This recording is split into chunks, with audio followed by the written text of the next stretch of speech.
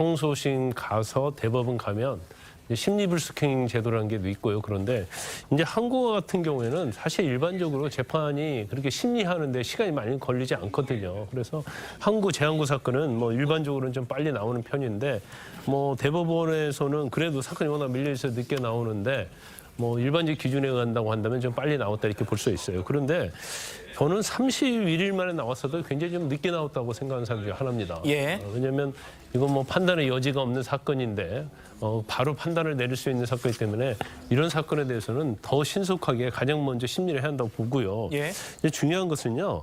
지금 이화영 전 부지사 재판 자체가 재판을 굉장히 오랫동안 끌었어요. 그리고 거의 결심하는 단계에서 기피 신청을 낸 거예요. 예. 그러면 일반적인 사건은 이제 재판 진행 중에 이 판사가 편파적이다 해서 기피 신청을 내거든요.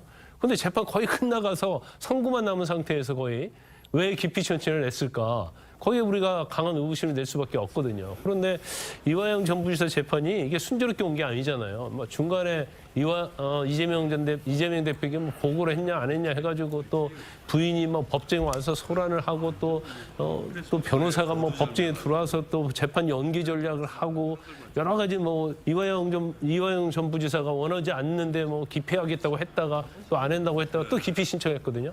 또 기피 신청하고 막 거기에 대해서 기각을 하니까 또 항고하고 재항고하고 세상에서 쓸 수 있는 모든 방법, 그게 법률적이든 비법률적이든 이런 것들을 다 쓰면서 재판을 지연시키는 전략을 하고 있다 이렇게 봅니다. 그래서 네. 그건 여러 가지 이유가 있겠지만 지금 재판부에서 선고를 받게 되면 형량이 너무 무겁게 나올 것 같다. 그런 생각을 했을 가능성이 좀 상당히 크고요. 두 번째는 이대로 가면은 사실 총선 전에 재판 결과가 나오거든요. 그러면 이건 굉장히 이재명 대표에게 굉장히 불리한 결과고요. 또 총선 결과에 의해서 이화영 전 부지사의 범죄 혐의가 거의 뭐 인정이 돼버리면 지금 대북송금은 이재명 전 대표가 완전히 연결돼 있지 않습니까? 예. 그럼 이재명 대표에게도 굉장히 불리하게 작용할 수 있어요. 이제 그러다 보니까 너무 정치적인 전략을 가지고 재판을 지연하는 그런 전략을 쓰고 있는데 그게 사실은 아무리 있는 수단을 다 썼지만 제가 볼 때는 뭐 총선 이후로 가기에는 쉽지 않아 보입니다.